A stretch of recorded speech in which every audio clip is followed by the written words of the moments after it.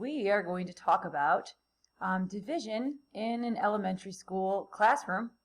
And if you had not learned the traditional long division algorithm, which I will go over, what would division look like to you? What does it mean to divide?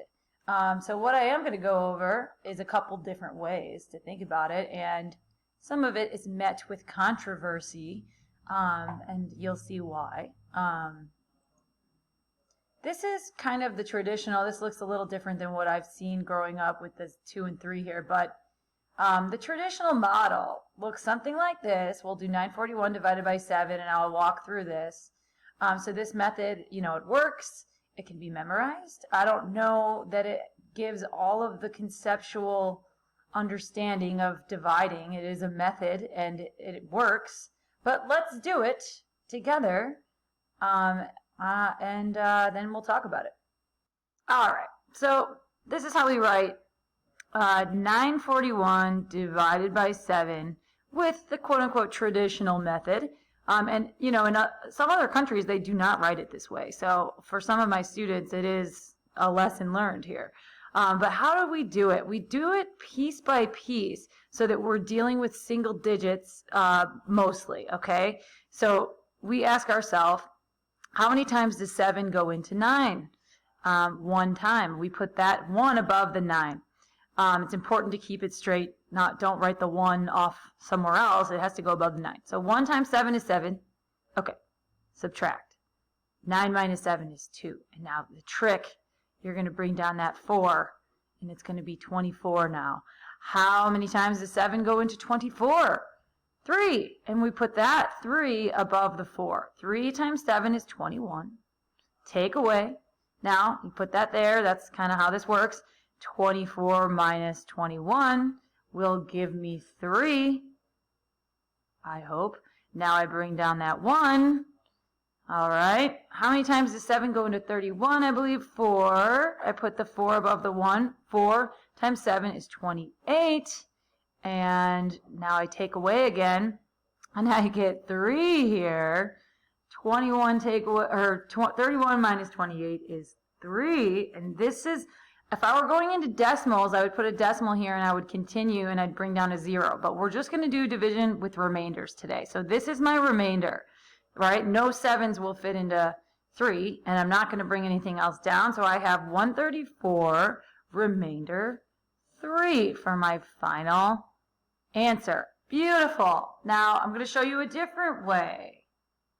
Okay, back to my original question.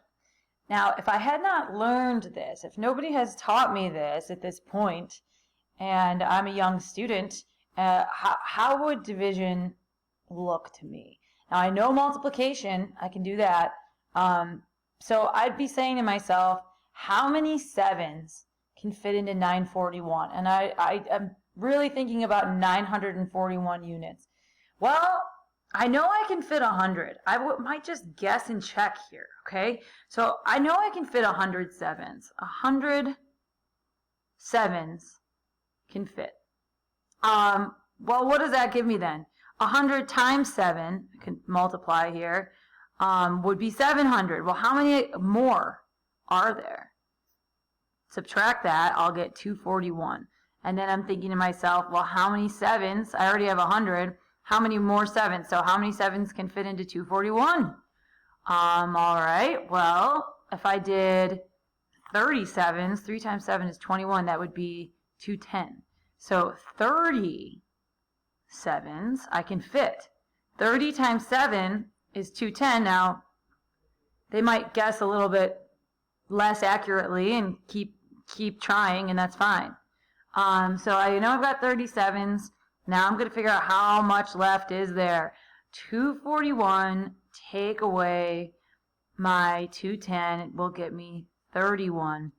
I still have room. I still have some 7s I can fit into 31. So how many 7s? I believe I can fit 4. 4 7s, right, will fit. 4 times 7 is 28. And actually, we're starting to get our numbers back to what happened over here, right? Okay, take away, how many are left? I have 31, take away 28, I get 3. which is my remainder. I can't fit 7 into 3 anymore. There's no more will fit. So this is my remainder. And how many 7s did I have? I had 100, I had 30, and I had 4. Add those up, right?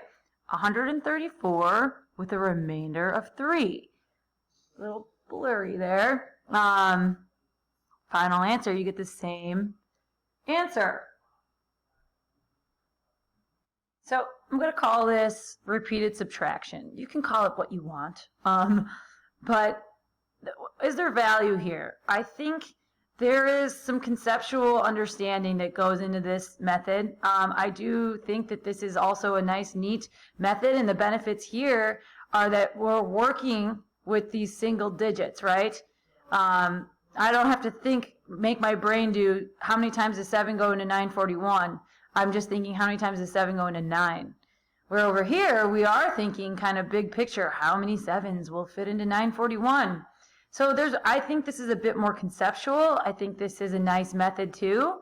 I'll call that the traditional method. I will tell you this, make your own opinions about it.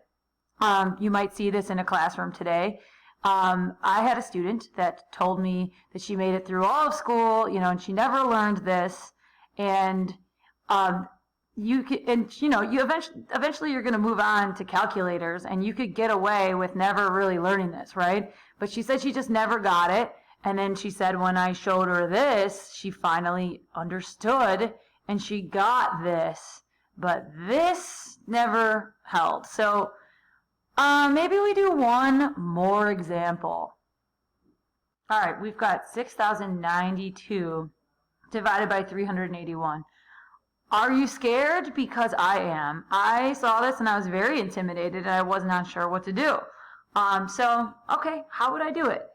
How many 381s can fit into 6,092? Well, I think I can fit 10, but then there's going to be a whole bunch more. So what would be 10 381s? I multiply that out, and it's pretty simple. We know our 10s, 3, 8, 1, 0. Okay, take away and see how many left do I have to deal with. There's going to be a lot left. When I take away, 2282 again. All right. So I don't really know where to go from here. I know that I can't fit 10. That's not going to work. That'll be too much. But what about like 5? Now I'm just guessing. All right. And I promise you this is exactly how I did this when I approached it. 5 381s. Now if I was wrong, if I had too big, there'd be a number larger than 2282, 2,282. All right, when I multiply that out, and I could do it shorthand, but for the purpose of this, I will just give you the answer. How many will I have left? Now again, the fact that it's less than 2,282 means I'm good, okay? I'm going to subtract, find the difference, and see where I'm at. When I do this, I get 377. Now, how many 381s can fit into 377? None. No, I can't fit any, right? 381 is too big. So this is my remainder. All right. My final answer, I have 10 381s. I have 5 381s. I have 15 total with a remainder of 377. And honestly, I was very intimidated by this problem, but when I broke it down, I was able to get it, and you can do it. So again, hey, 2 different ways of doing this. I am not opposed to this nice, neat method. I think this is nice and conceptual, and I like it. But have your own opinion. This is something you might see in an elementary school classroom these days, okay? So thank you. If you liked the video, please hit subscribe and/or hit the like button. Thank you.